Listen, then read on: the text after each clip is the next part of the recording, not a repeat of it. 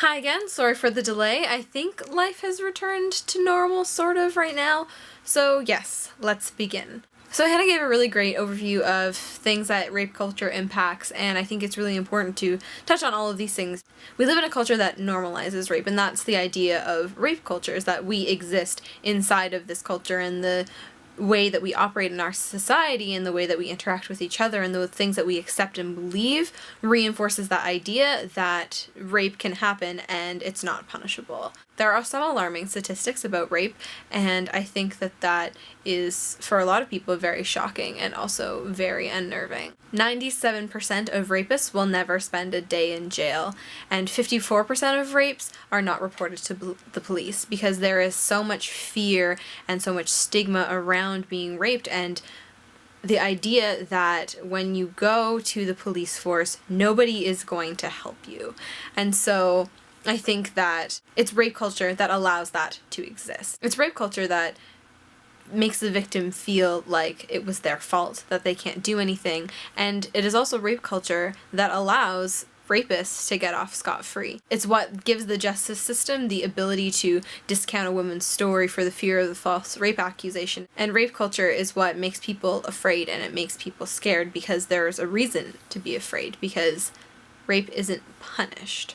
There's a really, really interesting documentary that I watched recently called The Invisible War, and it talks about the number of women who have been raped in military service in the United States. If you have a chance, please go watch it. It was nominated for an Oscar this year. It was incredible, and there are some really powerful stories there, and you really see the magnitude of what is this invisible war, these women who are suffering in silence, who don't get an opportunity to share their stories because the system fails them repeatedly. And rape culture is what allows these issues to persist. Rape culture is what devalues the stories of survivors and treats it like some sort of joke. Last year there was an incident where Tosh.0, this comedian doing stand-up, made a comment about raping women, and a woman in the audience stood up and said, "I don't think that's okay, I have a problem with that," and she'd recently experienced a sexual assault herself, and he laughed at her and made a joke about her experience, and the audience didn't seem to have a problem with this as well, and the woman ended up leaving.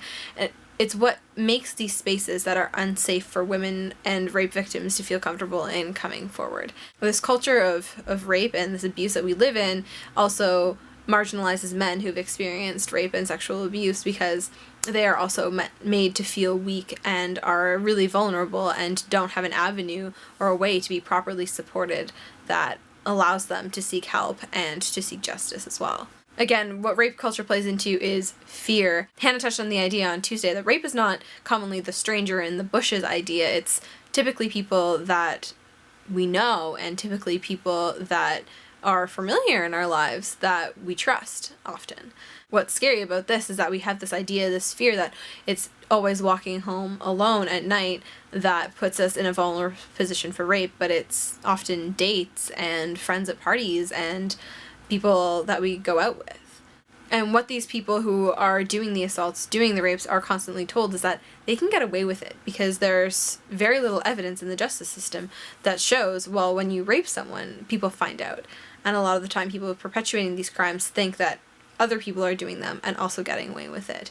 And what are we telling them in our society that really contradicts that? Every 2 minutes, somebody is sexually assaulted in the United States, which means that by the time you finish watching this video, 4 to 6 people will have experienced sexual assault. Rape culture and the failure of the legal system is what allows this to happen and what allows this to be perpetuated, of using the word rape as a joke or casually in playing a video game when you win and you beat someone. Rape culture is the culture in which we live in, but that doesn't mean that we can't do something about it. So my challenge to you is do something about it, and the next time you hear somebody normalizing or devaluing an experience of rape, call them out on it. And that might not be easy, and it sounds like a daunting task to do, but I think that if we all make a conscious effort, we can combat the idea that rape is normal and that those experiences of survivors aren't valuable. So, on that cheerful note, I will catch you next week.